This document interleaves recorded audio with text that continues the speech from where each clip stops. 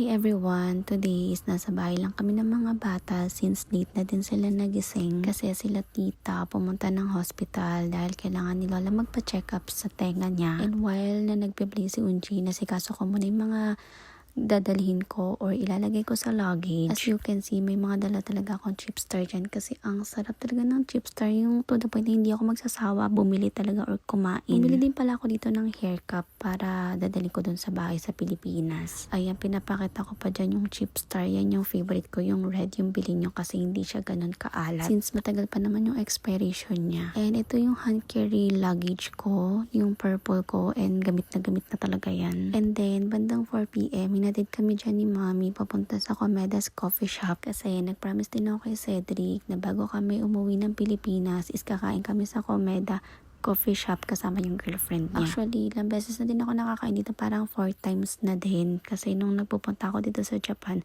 dinadala ko dyan ng tita ko. Minsan dyan kami nagbe-breakfast. Masarap din naman yung foods nila, lalo na yung coffee jelly nila. First time ko yung natikman kasi dati parang di ko siya napapansin sa menu nila. So yan, nag-order na naman si Biol ng soda, yung color green.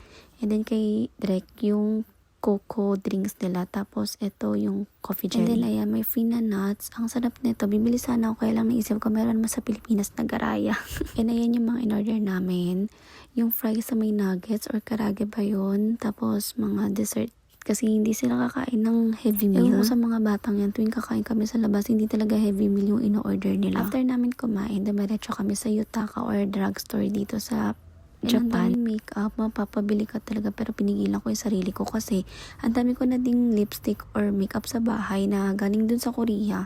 Hindi ko naman nagagamit, so hindi na ako bumili kasi sayang. And then na-amaze ako dito sa milk powder na to. Actually, hindi nga siya powder, parang i-dilute mo siya sa water na ganun. Tapos, yeah, mag-aano siya, magiging milk na siya. Bumili ako ng ganun, 2 peraso. Pero yung pink yung kinuha ko, yung pang 1-year-old na. Medyo matagal pa naman expiration niya. So, bumili ako ng 2 box na ganun. And then, ayan, patawid kami niyan. Papunta kami ng Genki. Kasi hahanap ako ng diaper ni Unji. And naubos na talaga yung 2 pack na binili ko dito. Kasi iniisip ko, magkukulang talaga yung diaper niya. Lalo't pauwi na kami ng Pilipinas. And ayoko naman ma-stress sa airport. And then, after namin doon, habang papunta kami sa bahay ng GF ni Cedric, is may nakita kaming mga monkey dito. As inagkala. Ang cute, ang liliit nung iba, baby pa. Then pag uwi namin sa bahay, nasikaso ko kagad yung mga pinamili ko sa Genki. Kasi yung iba dyan ilalagay ko na sa luggage kasi para maayos ko na. Inuunti-unti ko na kasi dahil ayoko nga mag-over baggage talaga dahil ang mahal ng extra